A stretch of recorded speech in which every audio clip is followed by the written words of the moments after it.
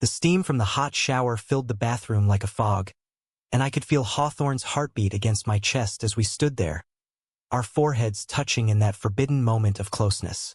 Then, the door burst open without a knock, and there was Dad, his eyes widening in shock as he froze in the doorway, the grocery bags slipping from his hands. "What the hell is going on here?" he bellowed, his voice echoing off the tiles, shattering the fragile bubble we'd built in secret. I scrambled for a towel, my face burning with embarrassment and fear, while Hawthorne backed away, mumbling apologies that sounded hollow even to me. We were both 18, fresh out of high school in suburban Chicago, and this wasn't how I'd imagined coming out, if that's what this even was. Dad stormed out, slamming the door so hard the mirror rattled, leaving us in stunned silence. That afternoon replayed in my mind like a bad movie as I sat on my bed, staring at the wall. My name's Jake Thompson, and Hawthorne Rivera has been my best friend since kindergarten. We grew up together in this quiet neighborhood, playing video games, sharing secrets, and dreaming about college. But lately, those dreams had shifted into something more confusing, more intense. It started innocently enough, a lingering hug after a tough game, a shared glance that lasted too long. Then, one rainy night during a sleepover, we kissed. It felt right, like puzzle pieces clicking, but we both knew the world outside wouldn't see it that way. Dad was a classic Midwestern guy, worked at the auto plant, loved his Bears games, and went to church every Sunday. Mom had passed away from cancer when I was 10, so it was just us two, navigating life with unspoken rules. He never talked about feelings, especially not the kind that involved two guys. I could already hear the whispers from our conservative community. The church ladies clucking their tongues, the guys at school who'd call us names behind our backs. By evening, Dad called me downstairs. His face was a mask of controlled anger, the kind he wore when the bills piled up. "Sit down, son," he said, pointing to the couch. "We need to talk about what I saw." I nodded, my throat dry. Hawthorne had gone home, texting me frantic messages. "What do we do?" "I'm sorry." "But sorry for what?" "For feeling something real?" Dad paced the living room, his work boots thudding on the carpet. "I've raised you right, Jake, taught you values. And now this? With Hawthorne? He's like a brother to you." His words stung because Hawthorne was more than that. He was the one who understood my silences, who made me laugh when the world felt heavy. I tried to explain, stumbling over words like feelings and not a choice. But Dad cut me off. "This isn't you. It's a phase. You've been influenced by all that crap on TV." The argument escalated. He mentioned therapy, church counseling, anything to fix it. I felt a fire ignite inside me. Fix what, Dad? Me liking Hawthorne? It's not broken. But he wouldn't listen. He grounded me, banned Hawthorne from the house, and that night, I cried into my pillow wondering if our friendship, our whatever this was, could survive. The next day at school, whispers followed me like shadows. Someone must have overheard Dad yelling on the phone to Uncle Mike. "Did you hear about Jake and Hawthorne?" A girl murmured in the hallway. Hawthorne avoided my eyes in class, sitting across the room instead of next to me like always. During lunch, he pulled me aside behind the gym. "Your dad hates me now," he said, his voice cracking. Hawthorne came from a big Latino family, devout Catholics who expected him to date girls, get married, have kids. "If my parents find out."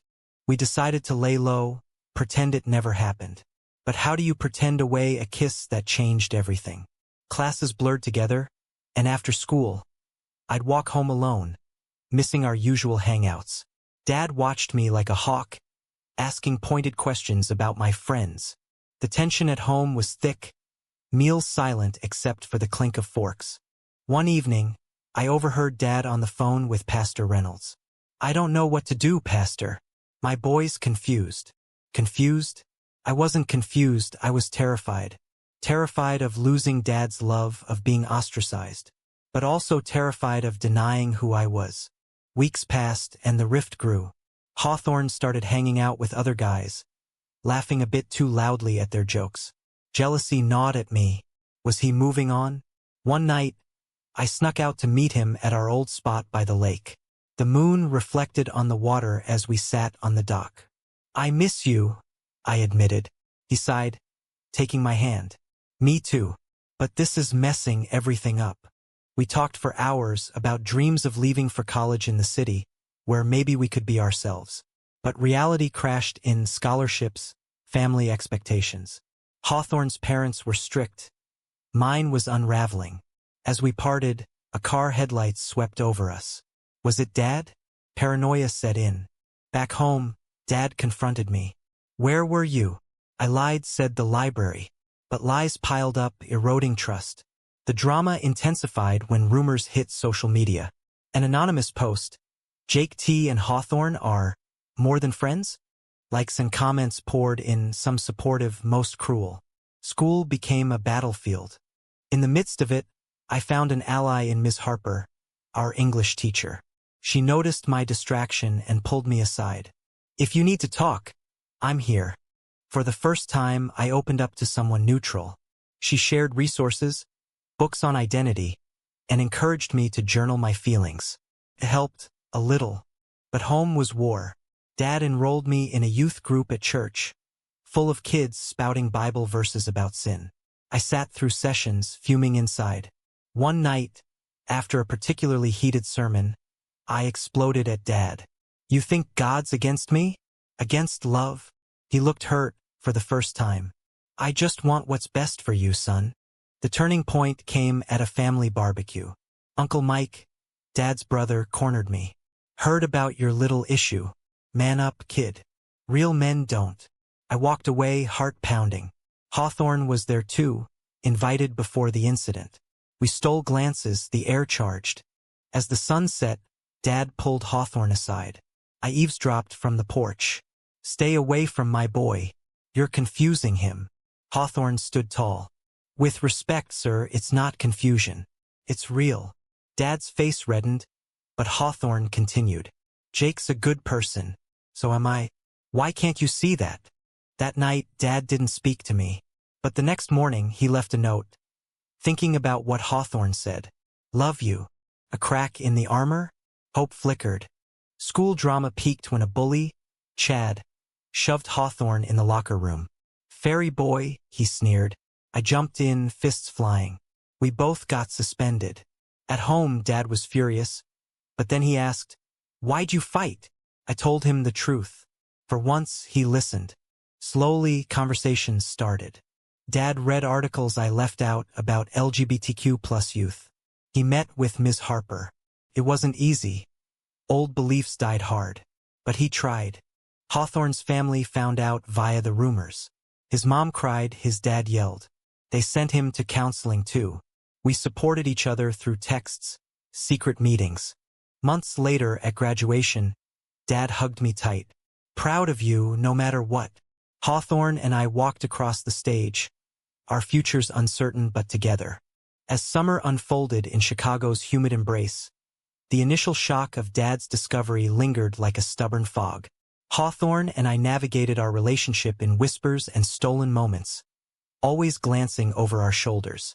The neighborhood, once a safe haven of backyard barbecues and block parties, now felt like a minefield of judgmental eyes. Dad's note had been an olive branch, but rebuilding trust was a slow grind. He started small, asking about my day without the undertone of suspicion. One evening, over pizza, he broached the topic awkwardly. "So, you and Hawthorne, how long?" I choked on my slice. "A few months, I guess. But it's not just physical. It's deeper." He nodded, staring at his plate. "I don't get it, but I'm trying." Trying meant attending a PFLAG meeting with me, where parents of LGBTQ plus kids shared stories.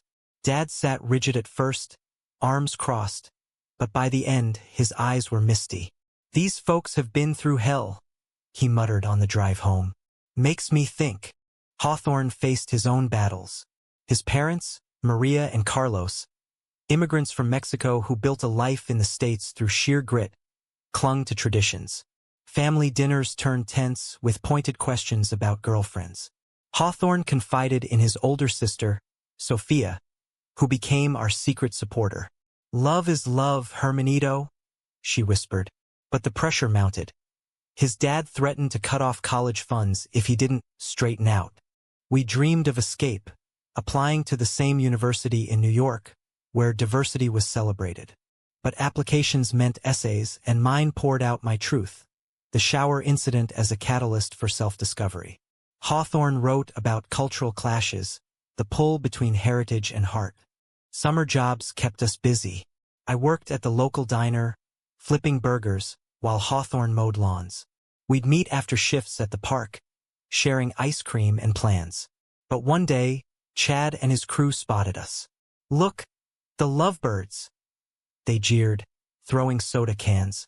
We ran, laughing nervously, but it shook us. The incident escalated when Chad posted a video online, mocking us with filters and slurs. Views skyrocketed, drawing in trolls from beyond our town. Hawthorne's parents saw it. Chaos ensued. Carlos forbade him from seeing me, grounding him indefinitely. Desperate, I went to Hawthorne's house, knocking on the door like a fool.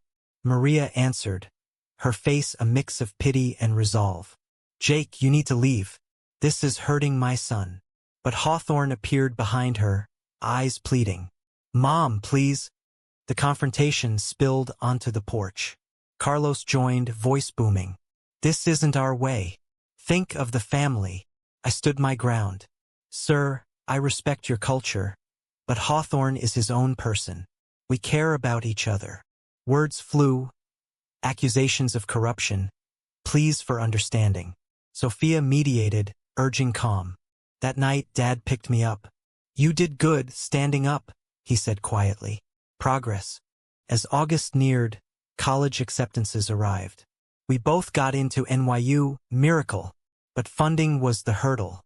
Dad surprised me with a savings account he'd squirreled away. "For your future, whatever it looks like."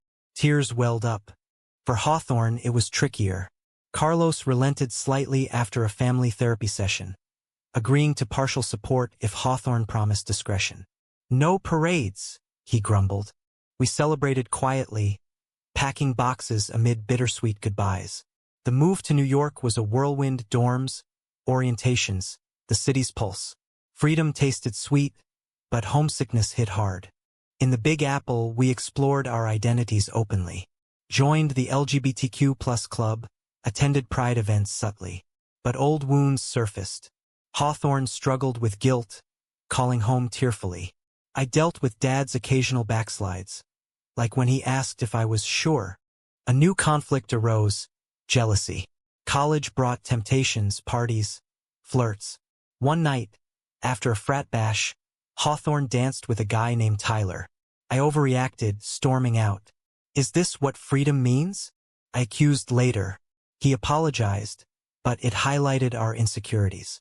We worked through it, communicating like never before. Therapy helped, campus resources a godsend. Back home for Thanksgiving, tensions simmered. At our house, Dad invited Hawthorne over, tentative truce. Dinner was awkward, small talk about weather and sports. But when Carlos called Hawthorne, checking in, Dad overheard the strain. Later, he pulled me aside. "That boy's family is tough. You two stick together." The holiday passed with minor dramas. A nosy aunt's questions, a cousin's supportive wink. Returning to school, we felt stronger. Winter brought exams and snow, our bond deepening amid chaos. But a call from home shattered peace. Dad had a health scare, chest pains from stress. Guilt flooded me. Had our drama contributed? Rushing back, I found him in the hospital, looking frail. "Don't worry, kid. Just overworked." But we talked deeply. "I was scared of losing you, Jake, to this life. But seeing you happy with Hawthorne, it's what matters." Recovery bonded us. Hawthorne visited, bringing flowers. Dad joked weakly, "You two better not elope without telling me." Spring bloomed with promise. We volunteered at a youth center, helping kids like us. It gave purpose, healing scars. Yet, society intruded. A campus protest against anti-LGBTQ+ bills turned heated.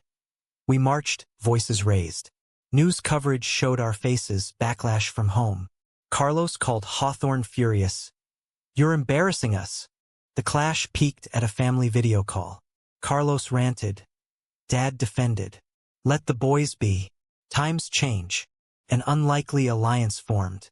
As sophomore year loomed, we reflected on the journey, from that fateful shower to tentative acceptance.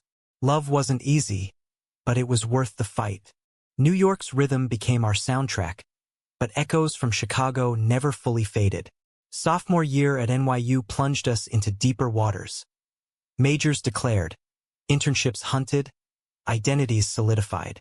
I pursued journalism, channeling my experiences into stories about queer youth.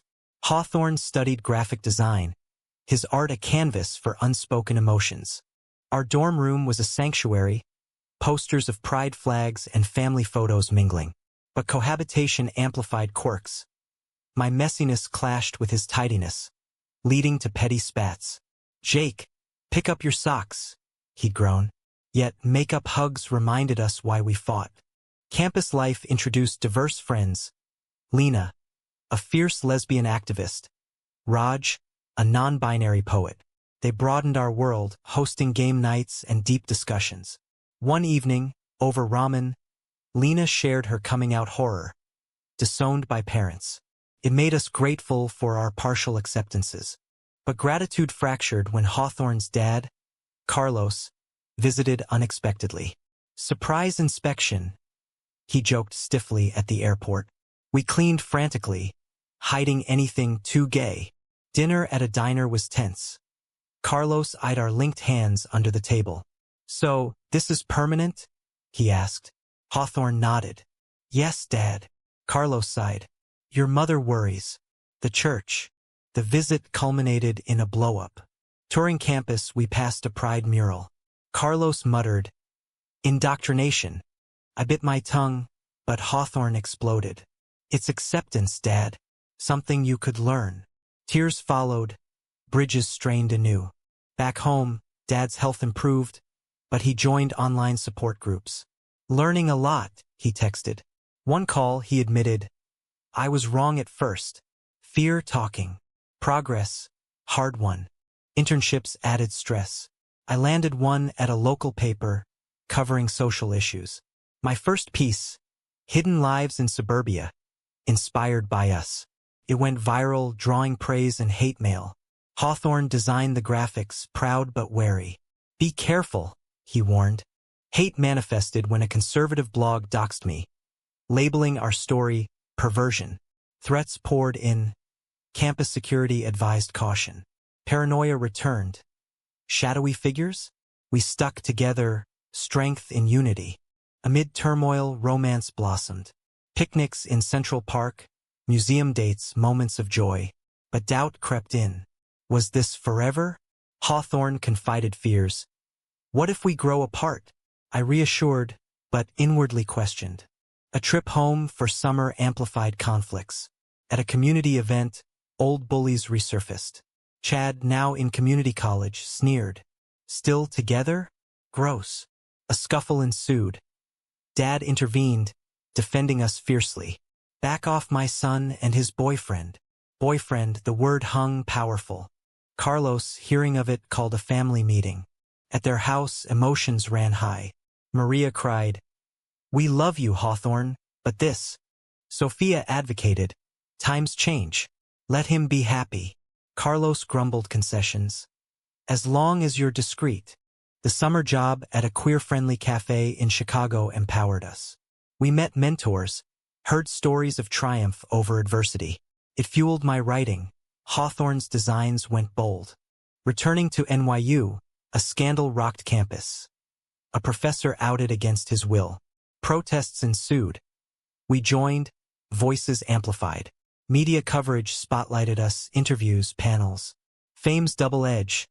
Support swelled, but so did scrutiny. Personal drama peaked when Tyler, the frat guy, reappeared. He flirted with Hawthorne at a party. Jealousy flared. I accused Hawthorne of straying. "It's nothing," he insisted. But trust cracked. We took space, agonizing days apart. Reconciliation came via heartfelt letters. "You're my anchor," Hawthorne wrote. We vowed better communication. Junior year brought study abroad options. Hawthorne eyed Spain. I considered London. Separation loomed. Test of commitment. We chose together. A program in Berlin, exploring Europe's queer history. Preparation was exciting, but families reacted mixed. Dad supportive. Broaden horizons. Carlos wary. Don't get ideas. In Berlin, culture shock hit. Vibrant scene, open affections. We thrived, but homesickness surfaced. Video calls bridged gaps. Dad shared he'd volunteered at a Pride event. Eye-opening, he said. A museum visit on Holocaust remembrance stirred deep talks. Our struggles pale compared, Hawthorne reflected. It bonded us, perspectives shifted. Back stateside, senior year dawned. Capstones, job hunts, future beckoned. I pitched a book, our story anonymized. Interest sparked. Conflicts lingered. A family wedding where we attended as friends. Whispers, side eyes. But we danced subtly, defiant. Graduation approached, milestones mounting. Dad flew in, hugging Hawthorne too. Your family now. Carlos attended grudgingly, a nod of acceptance. Post-grad, we moved to Brooklyn, jobs secured. Real world hit, bills, routines. But love endured. Reflecting, the journey from shower shock to stability was fraught, but transformative. Brooklyn's buzz became our new normal, a far cry from suburban quiet.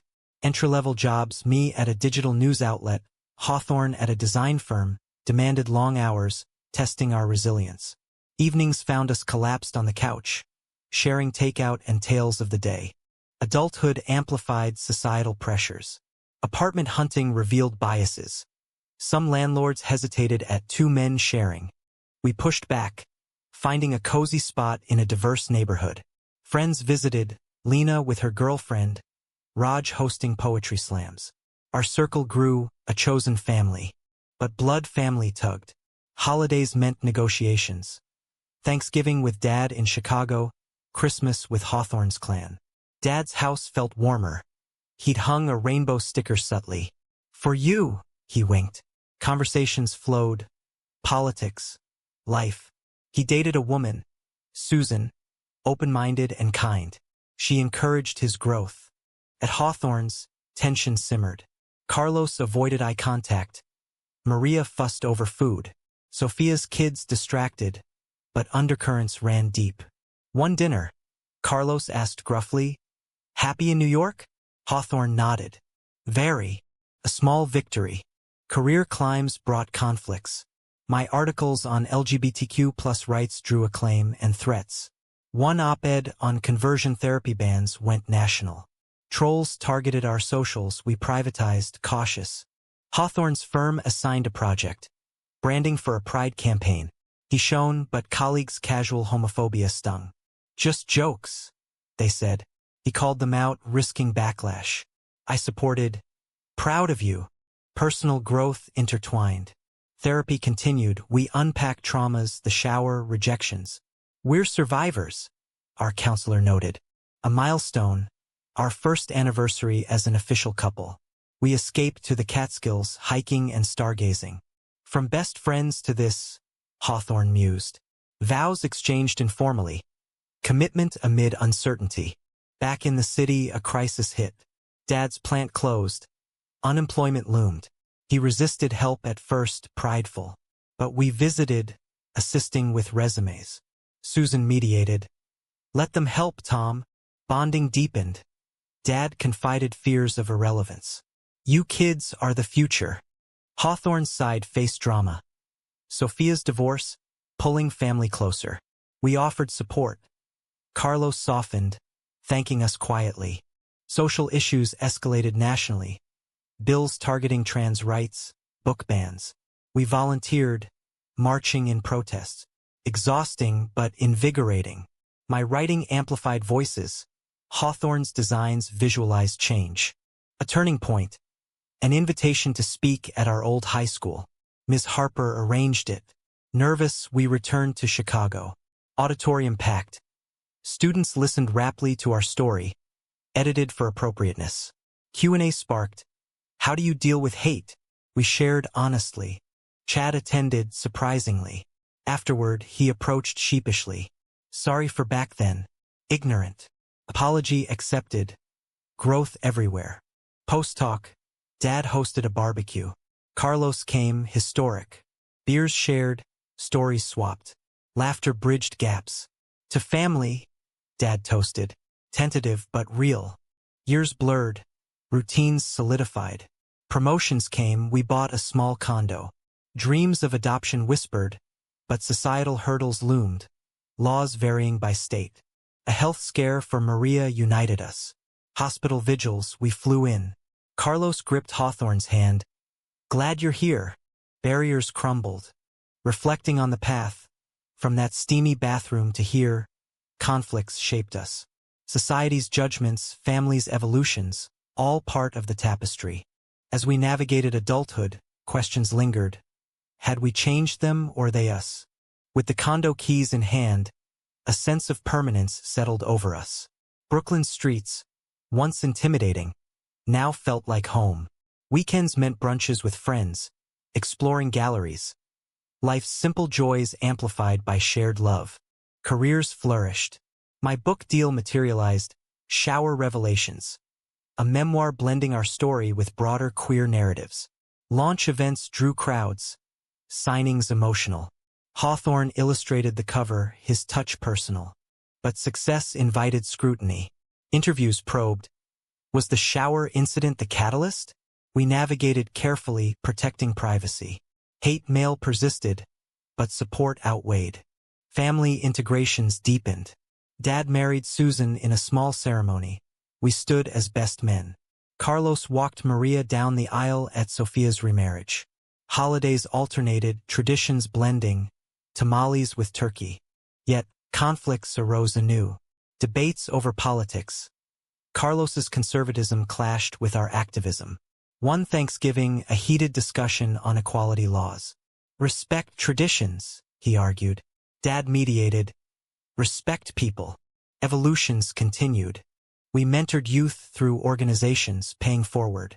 Stories mirrored ours, discoveries, rejections, triumphs. Healed old wounds. A decade post-shower, we renewed vows privately. Rings exchanged, promises reaffirmed. Looking back, the drama, kitsch tin, societal clashes, controversial choices, forged unbreakable bonds. Was it all worth it? The pain, the growth? In the end, love prevailed. But here's a question. Is denying one's true self ever justifiable to preserve family peace?